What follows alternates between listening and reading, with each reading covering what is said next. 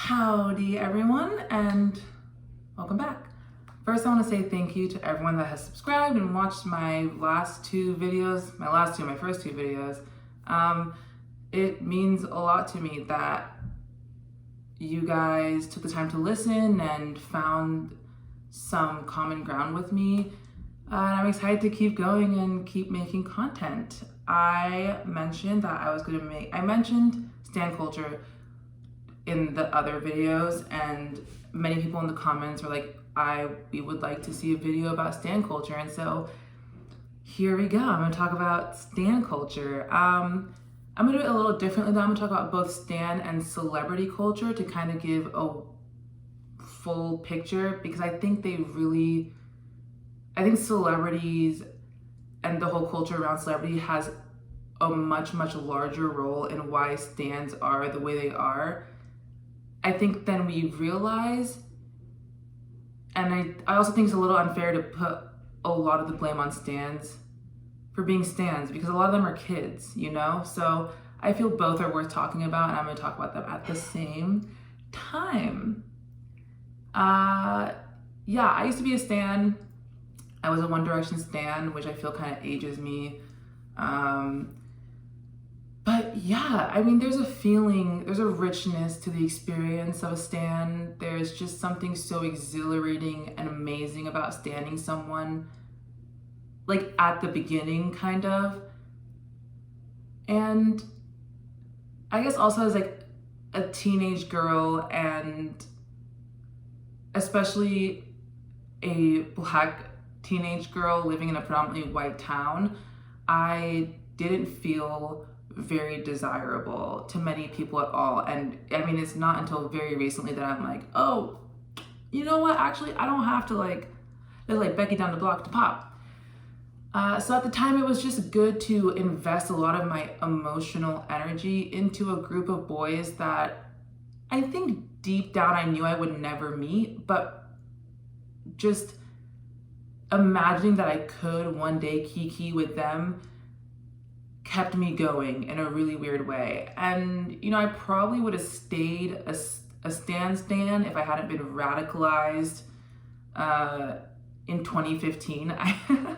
In 2015, I went down to Seattle, and One Direction was performing that day. I hadn't gotten tickets, and I actually didn't know the concert was happening because I am not a big concert person and didn't really start going to concerts until high school. But anyways, yeah, I went to the little area where you could see down to where their trailers were, and the boys came out. Like, I think I saw Liam and Zayn, which is still hands down like not like the coolest experience in my life, but it's pretty awesome. And it was really cool to see. They are, though, weirdly enough, like not my favorite members of the group, which kind of sucks. My favorite at the time was Niall, and I do have a theory that people of color really fucked with Niall, and I don't know why it is. But yeah, I was standing looking down, and everyone's screaming, and I looked around and I was like, oh wow. Oh, we're never gonna, none of us are ever going to meet these people. They're not gonna look out into a crowd at a concert and like notice us ever. And it was just such a shock, like a destabilizing situation I was what, like 15 years old? Well, wait, 2015 was 6 years ago? Yeah, I was like 16 years old. And it was just so, I was like actually low-key kind of heartbroken by that whole situation. That it sucked. And you know, looking back now, I think, where did I go wrong? I mean, probably step one was thinking that just because I read in a magazine that Niall likes Italian food meant we were soulmates. I also think they said he liked the color green, which might have actually just been a comment about him being Irish that I just took really literally. I don't know. I'll have to talk to the editors of Tiger Beat if that even still exists. But yeah, it was just like, why did I assume that we would have anything? Like, why did I think that just because I know so much about a person, they'll notice that, and then in turn notice me or pick me out of a crowd when really everyone that like went there wanted the same thing. There's just not enough supply to meet the demand, which is like actually a very crass way to put it because there are people. But I think about that, and then I think about now and how, in my opinion, at least One Direction wasn't that scandalous. And I think a lot of the scandal happened largely on Tumblr and within the fandom. But now we have people standing individuals like Tana Mongeau and Jake Paul and Jeffree Star and Shane Dawson and like Ellen DeGeneres and Lana Del Rey, and people that are just very problematic and don't really do anything for us. I guess Ellen has a talk show and sometimes will give people a lot of free stuff, which is fine, I guess, but that, I don't think that comes out of Ellen's wallet. It's probably budgeted into the show, so it doesn't, like, it has a ton of ad rev. So yeah, they don't really do anything for us. I think that because we expect so little from them in the first place, to even feel like we are being perceived by them means a lot. And I think that's really scary to think about when you realize that stans are largely young and impressionable teenagers.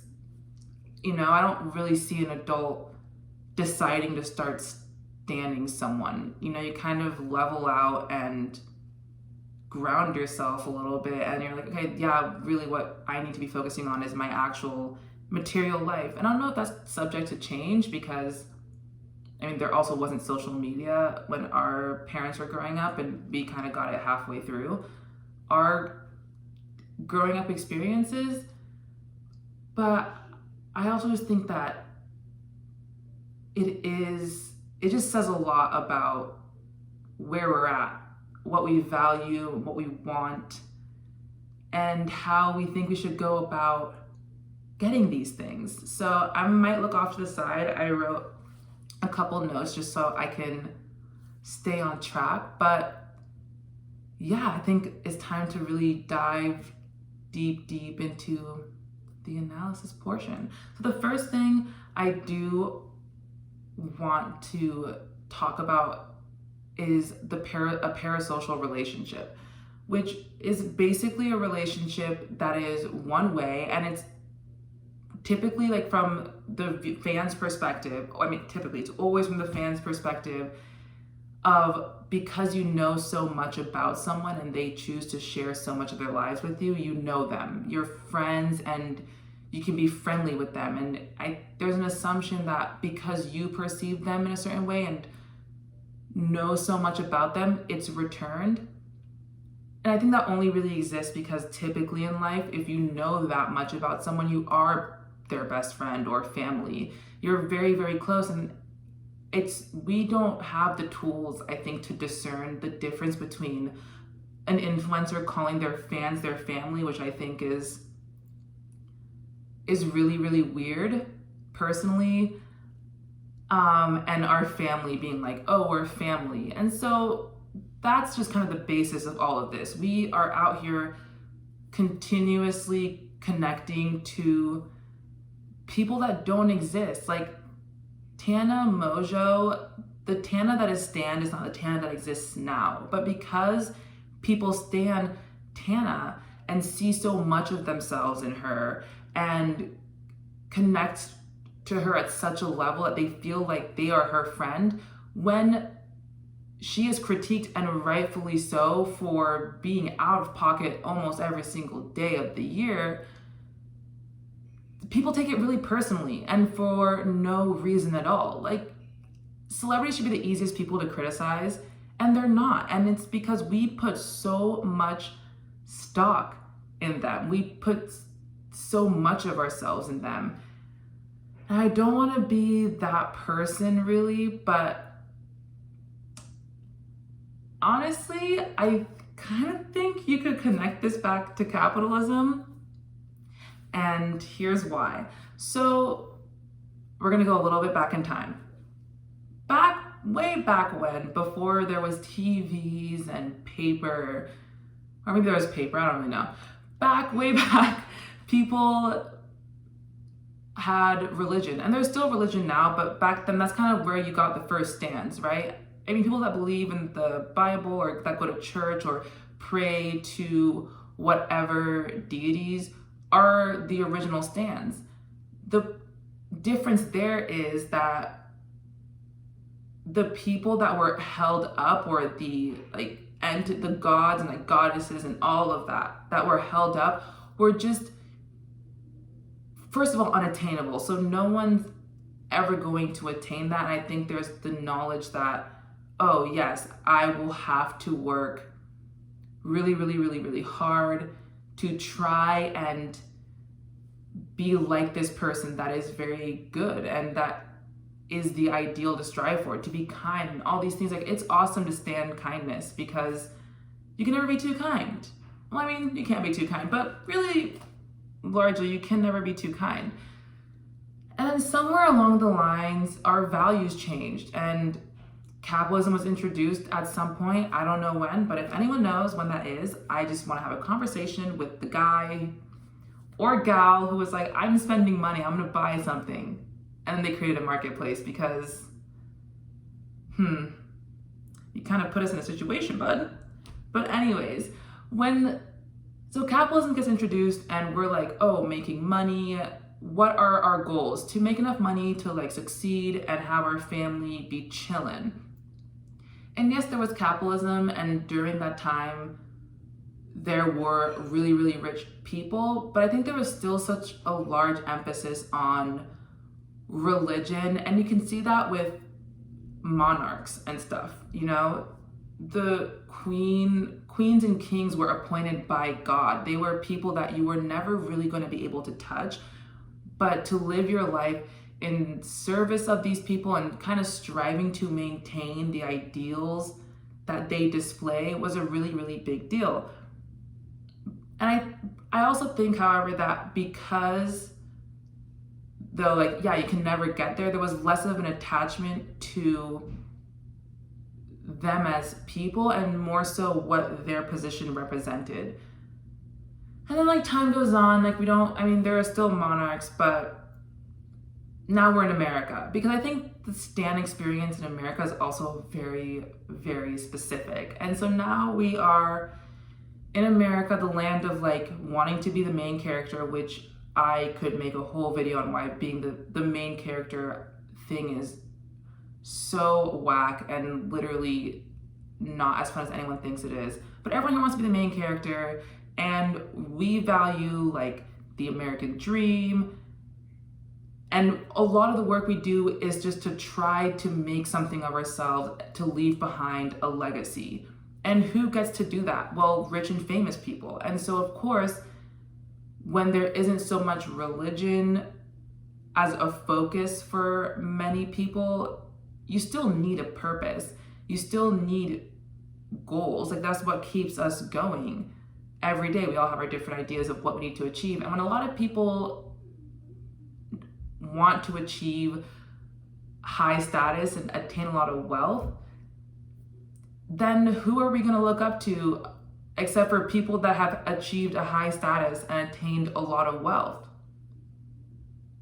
Influencers, celebrities, people that can make even richer people a lot more money by taking advantage of the fact that you really think you're friends with them. You really think I'm gonna say we, because I'm still in this. We really think we're friends. We really think that one day we're just gonna be in the right place at the right time. We're gonna run into them. We're gonna hit it off, and it's boom, done in the inner circle. And now we kiki, and that just isn't really the case ever. I think another thing as well is that because we don't have our basic needs met, like food, shelter, healthcare, and water, those things just don't come for free, which I think they should. But because we don't have those needs met, and you need money to basically live, which is I don't know, I feel like the more you think about is very, very whack, because like we're animals at the end of the day, and we have every right to like eat and drink water and sleep and feel safe. And the more it's conflated that, oh, if I want to be comfortable the way I've been taught to be comfortable, I'm going to need to have a lot of money. Those two things they're very connected. And I think when you're young,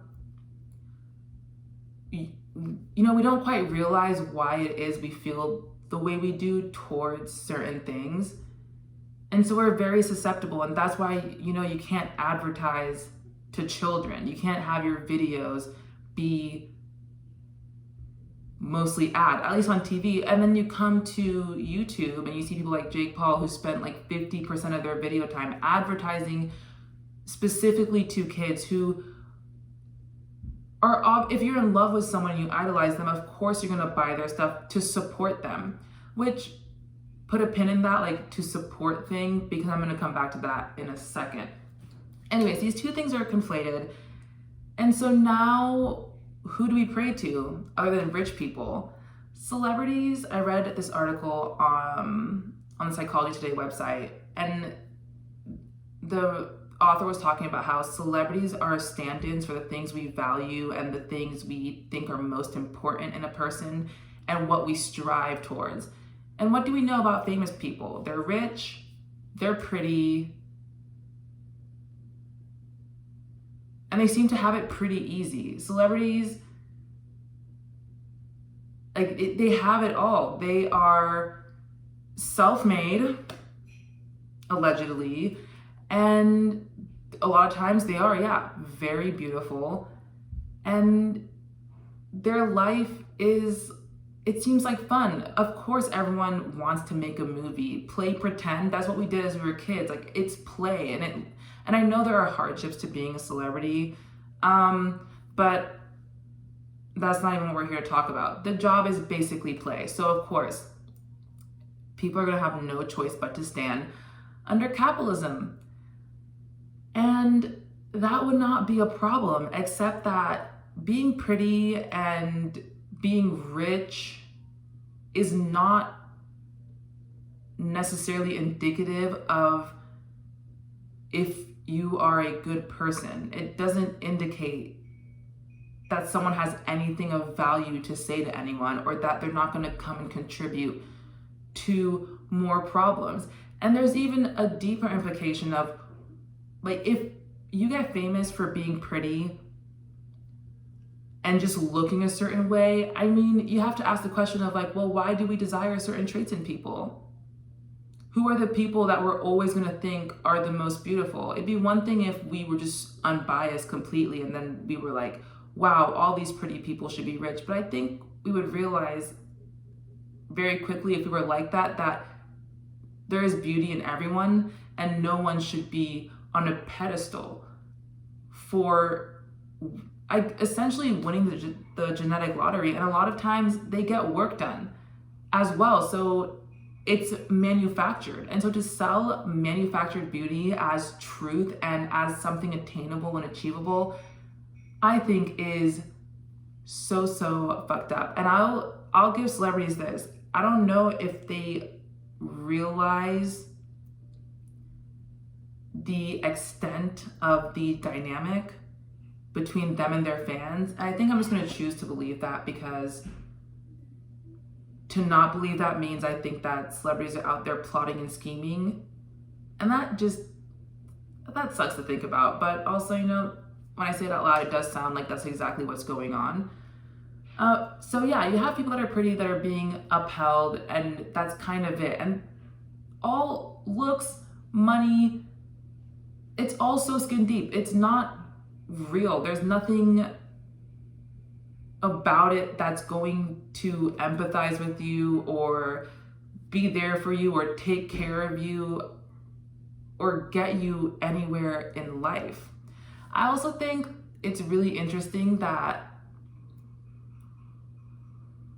we conflate making it and having a lot of money and hard work, and we're always like, well, these people, they earn it. Like, you can't really argue like like why someone has their money and why they have their influence, because like they earned it, they worked hard for it, and all of this stuff, and so they must deserve it. Because what is the American dream? Like, well, if you like really deserve it and like you try and you strive and you're a good person, you're gonna make all that money and you're gonna pick yourself up and you're gonna be a nobody and you're gonna get rich one day and blah blah blah blah blah. And it's like, that's just obviously not true. There are a lot of very wonderful people that are never going to have the connections or access to do that. And if you look at YouTubers and celebrities, their backgrounds, a lot of these people that say, oh, well, I'm just like you, super relatable kid, like went to high school like everyone else.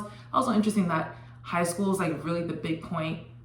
A lot of like influencers especially, and maybe not so much now, but definitely in like maybe 2014 to 2016, 17, a lot of like people that were definitely not in high school were making like high school related content, which is just weird and inauthentic. Like, why are you buying first day of school outfits if that really has nothing to do with your life right now at all? And maybe that's just me, because like I did not like high school, but I would not want to cosplay as a high school student for money for years after. But that is neither here nor there. When you have people that say they're relatable and then you look into them and find out a huge percentage of them were like wealthy before YouTube, like very comfortable people, very like affluent backgrounds. Like, I think like when you look even in Hollywood, like the nepotism is so real. These people knew people who knew people, and it's never really new. Like, you have to have connections, which, wow, I think it's actually so rude that we really make people go to school for these things. I think knowing full well nothing really comes of that. You know, it's really about who you know. And at least in America and like American Hollywood, yeah, these people were never relatable to begin with, but what they had was what we're told we want and should strive for. And so you see, so like that's just the perfect storm. You see yourself in someone, they have what you want, and now they kind of reach like a status of untouchable to you. And that's where the standing comes in. When you confront a stan about something their fave has done, they won't hear it. They literally won't hear it. And I think it's because it does become a personal attack. Like, you can't, it's impossible to separate like, oh, I'm just criticizing their actions or questioning maybe like why they have the platform they have. It just becomes a very, very personal attack. And I think if you look at it, if the system is problematic, like ableist and racist, and was like built in a way that only supports like one kind of person, I just don't know why it's such a stretch of the imagination to think that the people that come up through that system are going to uphold those values and push those values onto others. I think it's not possible to be, and this is kind of a hot take, I don't think it's possible to be an activist and stan someone. I don't think it's possible to want change and stan someone. I think stans are people that they're literally just doing exactly what we're conditioned to do. Like, they set goals, and there's people in the role they want to achieve and attain. Like, kids want to be YouTubers now, and so they strive. And I think when you hear someone attack the person that's living your dream, it then becomes someone attacking a version of you down the line for living your dream. And it gets all mixed up and all confused. And I think it's a problem. I think it's a problem that needs to be addressed more. And I also think that, like, yeah, stans are one thing, but we shouldn't blame stans for the state of things right now. It's not a stan's fault they're a stan. Everything was set up perfectly for stans to exist. So yeah, we should be looking at the celebrities and influencers. And like I mentioned earlier, I'm taking the pin out now. It is really interesting that influencers will constantly ask for support. Like, oh, support us like in doing this, or like, I'm not getting as much ad rev, buying my merch and buy all these things. I think that's wonderful to buy merchandise from people. I just think it's a little disingenuous to word it as a plea. If you have millions of subscribers, to say that, to ask people to buy your merch and make it kind of seem like if they don't buy your merch, you're kind of gonna be in a state of being that is not good. I think it's just a little manipulative and tacky, especially when your fan base is largely kids. I also think it's interesting how much influencers forget the amount of status they have. And this is really, I guess there might be some celebrities that do this, but not really. There's a very clear divide between someone who had their come up in the public eye and someone who just like did something huge and then blew up. Because we really do feel like we grow up with someone. And when influencers will come and make these videos and make statements like, you saved my life, and or share about their mental health, and almost just, I don't even know how to put this exactly.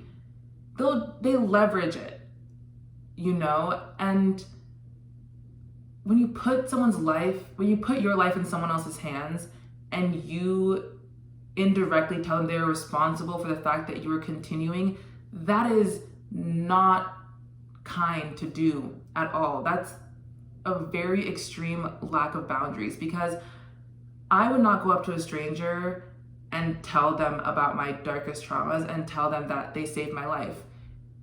It's not natural, it's very strange, and to do that, I would be seeking something from it. I would have to have something to gain from that situation. And so it's one thing for fans to say, like in the comments, like, you saved my life and whatever, because at the end they don't really have like the power, like they couldn't leverage that against you to make you do things, because at the end of the day they're just one person. But when you have a platform and you're saying things like that to people that you don't even know at all, and that's the thing we have to remember, these people, like, they don't know us. Like, we are not real people to them. We're numbers and engagement, and how well they can retain us determines like how big of a house they can buy, or like what kind of money they can put away, or what kind of trip they can go on. So when you say that as someone like that, it's manipulative.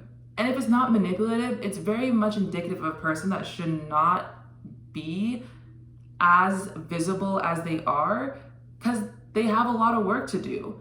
And so again, people really shouldn't be looking up and striving to be like them. I will say that it is understandable that a lot of celebrities are in pain, like celebrities and influencers, they are definitely in pain, because I don't think it's natural to be perceived at that level. I don't think it's natural to have this many people know you and you not know them. It's very unbalanced. And I think it really boxes you in. I just imagine having 1 million people that knew you, but the you they know is your public image and the person you edit and curate and present to the world. When you meet someone like that, you can't express your full range of emotion. You can't be your truest self. You have to become someone else and always maintain the status quo of who you've set yourself up to be. And I think that is a very isolating experience. And I do truly believe that there is a lot of mental health struggles that come with that. And I also think that's why we should be a lot more careful about how old people are when they get these platforms, or how much of themselves we allow them to share. Because like even in the case of like TikTok stars, like Charlie D'Amelio and other people that are like 16 to 19, 20, I can't imagine what it would be like to kind of always be stunted at the person you are when you got famous. And especially if you haven't really figured a lot of things out, or it started as a hobby and it's not like you came into it ready. I think that's the thing too. For most jobs, you kind of go into it 100% prepared for what you have to do and what it's going to take, and you know exactly what you're giving up. There isn't really a way to train for being an influencer or being famous except for experiencing that. And I don't know, I feel like in 20 years, not even 20 years, I feel like in 10 years, we're gonna have so many influencers now come forward and state that the experience of being that visible was not a healthy one. You know? I don't know, that's like a little bit, I guess not like about celebrities and stans, so on topic. But yeah, that's just something I think about all the time. And it really gets me going because I wouldn't care except for we are in a pandemic. We have been told to stay home. And we have people that have these fans that will maintain until their dying day that these are good people, and these are people that are supposed to be idolized, that represent the best of us. Because that is, whether you like it or not, celebrities represent the best of a culture. Like what everyone collectively thinks is the best. Which I think is always funny when people clown on the Kardashians, because it's like, well, we made them rich. We made them rich. Like they are the embodiment of the American dream. So why can't we connect dots and say like, oh, we don't like really what's going on there? Maybe the American dream, like it does not produce a very kind and compassionate person when it's very individualistic. I also have a lot of thoughts on the Kardashians, and I think I might make a whole separate video because I have some theories, very tin hat theories, but theories nonetheless, and I think it'd be fun to share. But yeah, so you have these people that are supposed to be the best of us, and they suck. And during a pandemic, they're partying, and they're apologizing, I think, like every single week, and they're still doing it. So what does that mean? What does that, like, and that's okay with us? I mean, it's not okay with me, and I don't think anyone that watches this video also thinks it's okay. But it is okay with a lot of people, and I think as a whole, celebrities and influencers have dragged down the bar for what it means to be a decent human being, because above all, they are just rich and powerful. And it's obvious that when you have that level of influence, you can do whatever you want. You can shape reality however you want. And no one will really do anything about it, because this would have been a really good opportunity for people to get like arrested, largely fined, to really de-incentivize these people from being the way they are. But the problem is they make money. They make money for platforms that they're on. They sell products for a lot of other companies. So they're never gonna be canceled, because cancel culture, it's not really up to us as viewers and consumers to de-platform these people. We don't have the power. And this podcast I love, the Bobo and Flex show, which I think everyone should listen to, and it's on Apple Podcasts and I think Spotify as well. But Bobo made a comment and she said, an oppressor or someone that is more powerful than you is just above your forgiveness. They don't need your forgiveness to thrive. They don't really need any of that. It really is just pretend to make us feel like equals. You know, you apologize to someone you think you ought to apologize to.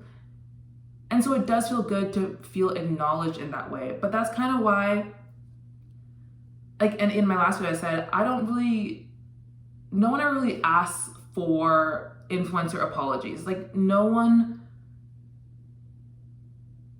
I don't don't know. I feel like you get to a certain point where you realize they don't really mean what they're saying, and their bottom line ultimately is what has been affected.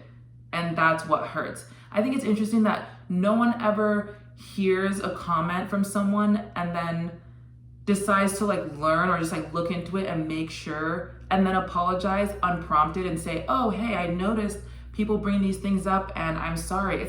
It always happens after there's a dip in subscribers or brands are dropping them and all of that mess, that then it's like, I'm so sorry. I was so ignorant and I didn't know better and blah, blah, blah. And it's like, how did you not know better? We're all the same age.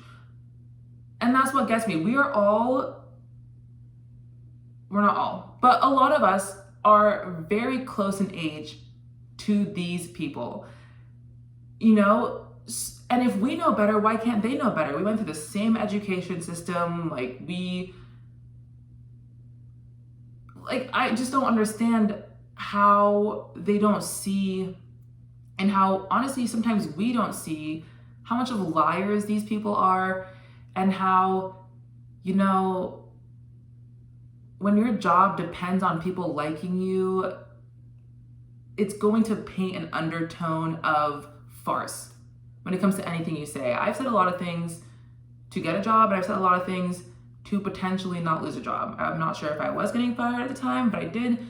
I have apologized for a lot of things that honestly I was like, I don't care. I'm just trying to make some money to go buy clothes later. And it wasn't real. I mean, we've apologized to teachers like, oh, I'm sorry. And then we do the same stuff. And so why is it so hard to believe that influencers are making things up and that they don't care? I think it's a little bit uncomfortable for us to realize those things. And I also think that we largely think we're a lot better than we actually are. And I might lose some people here, but Americans, as an American myself, I'm almost embarrassed to be an American sometimes. I appreciate so much what I've gained and how lucky I am relative to other people in a material sense, but I think emotionally there's a lot lacking. And I think that at the end of the day, standing someone comes from a place of needing connection and wanting unconditional love and support. And a lot of times we don't get that in real life. We're not really taught ways to be like that to each other and to really care for the people around us and show them love. And also just, we're not encouraged to like be open with our emotions and really deal with our shit privately. And I keep saying also, I need to find a new word. And there's another element of, I totally lost my thought. Anyways, it'll come back to me and I'll pop it in. But yeah, we're not really taught to be compassionate or how to care. And oh yeah, there's an element of like, we are the best that's ingrained in us. And it's never really through achievements of our own. It's just kind of by virtue of being American, you learn that you live in the best country and all of this. And then when you do research, it's like very shocking to be like, oh, like the rest of the world kind of wants to cancel us. And then we just refuse to be canceled because we have so much money and so much power. And it is really up to us as Americans to recognize that and do something to subvert that. But that same energy, that same dynamic that plays out between creator or celebrity and fan plays out in every single aspect of our lives. And I think that's why it's just concerning to see people be so single-minded about multifaceted people that have flaws. No one is perfect. And so to act like someone is and maintain that someone is, that they can't make mistakes, is crazy. And it also makes me wonder what how the stands view themselves as well. If you see yourself in someone that literally fucks up all the time and also like can't really take accountability, what does that say about you as a person? What does that say about your character? that this is what you value. That because someone has what you want, everything else doesn't really matter because they made it. Whatever making it is. I mean, we see how empty they are and how they all come out at the end. They're like, oh, I realized like money isn't everything. Why do you have to be at your deathbed or almost die to realize that like money ain't it? We should listen to people that say money ain't it and realize money ain't it and turn our attention elsewhere. But it's gonna take a while. And it's gonna take a serious shift in mentality. And honestly, I think we're kind of in a shift right now. I feel like more people are becoming class conscious, and I think it's yielding interesting results because this influencers party during the pandemic did irreparable harm to influencers. I think now in the public opinion, they have their fans, but everyone else who isn't invested does not like them and views them as the enemy and sees them as selfish people that for a buck and some clout will do whatever. I mean, can we blame them? That's what capitalism makes us do. You gotta whore yourself out and make some enemies to really be rich. Capitalism's handmaidens. You see it. It's the end goal. I think I'm gonna make a part 2 because I have so much more I can really say and I have so many talking points that I never hit. But I do wanna end on this note. I think that celebrity culture, influencer culture and our relationship to them is a lot like misogyny in that, misogynistic men can marry women and they do marry women often.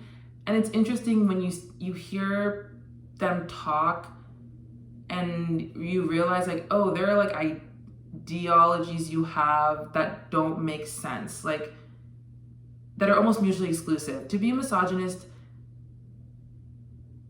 is really counterintuitive because you gotta like hate women and you gotta think that women are a little less than, which justifies all the arguments and makes sense of like, oh, smile more. It's like, oh, look pretty and you're so emotional. You have to really devalue everything women, and maybe not even women, but like more feminine energy brings to the table, while at the same time like wanting it and wanting to consume it and marry it, procreate with it. It's just so nonsensical. And that's the same way we are towards celebrities. Like for a lot of us, I think we kind of hate them and resent them for having everything we are taught to want from a very young age, while and fundamentally knowing that it's so unachievable and that you have to get so lucky and on top of being well connected to get that,